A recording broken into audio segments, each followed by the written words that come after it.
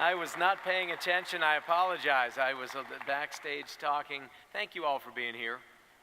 It really is encouraging. We have folks, some of whom you will hear from as this day progresses, who are looking at investing in this specific community, but in Eastern Kentucky in general.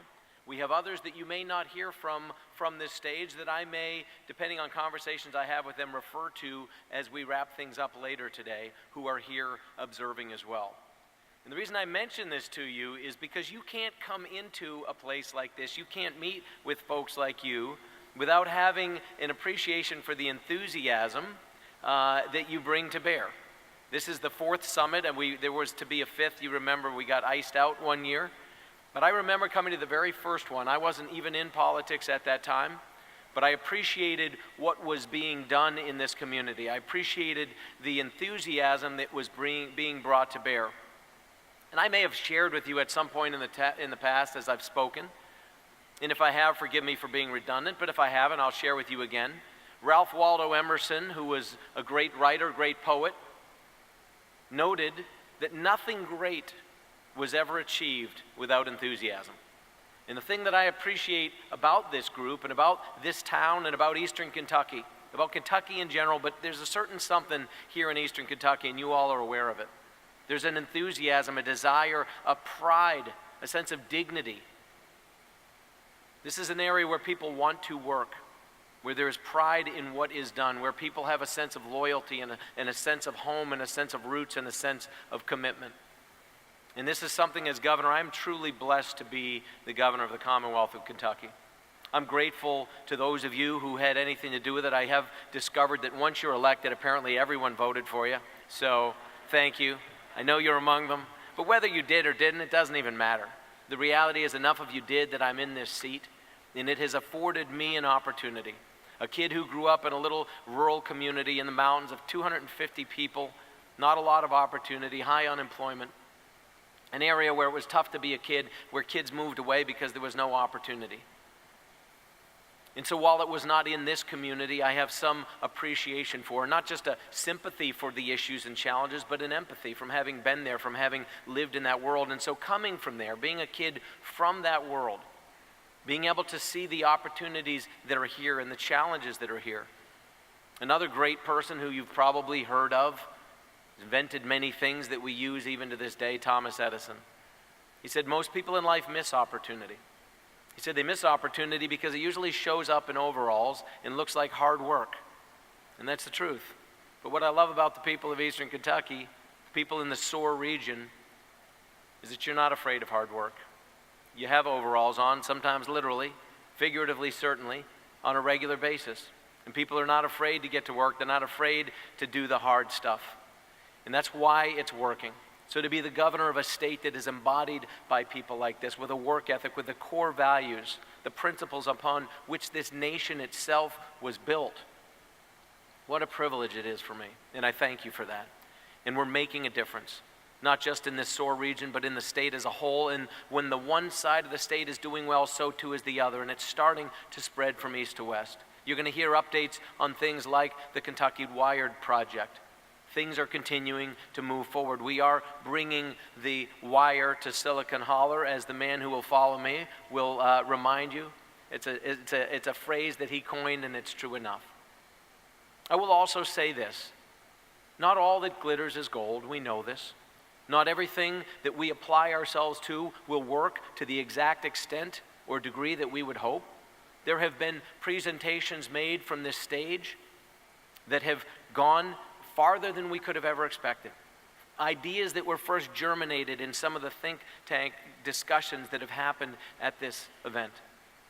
There are others that have been a disappointment, others that have not gone as far as we might have hoped. But the one thing I would caution us is to assume that everything that glitters is gold, that there is some magic panacea, that there is some substitute for doing the hard work. There is not. And I applaud those who have come here, who have stood on this stage, who have made the investments, who invested their time and their capital and their effort to turn the tide around.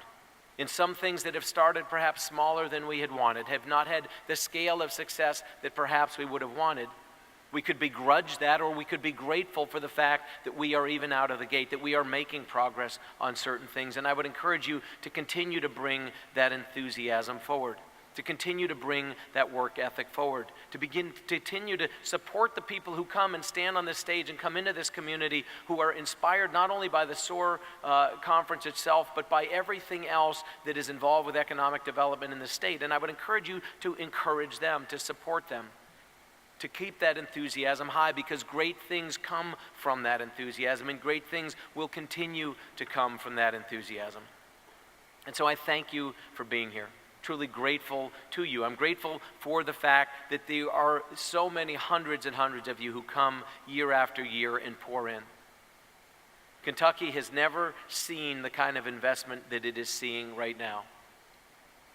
Biggest year we ever had in economic development for private capital being invested in the Commonwealth of Kentucky in an entire year was $5.1 billion. Significant amount of money for a state our size. And yet this year, through the first 6 months of the year, it was already over $7 billion. And I'll tell you, that is a testament to folks like you. It is a testament to the work ethic, the attitude, the can-do spirit of the people of Kentucky. The resources, the logistical advantages that we have, the geographic advantages that we have. The 4 seasons, none of them too extreme.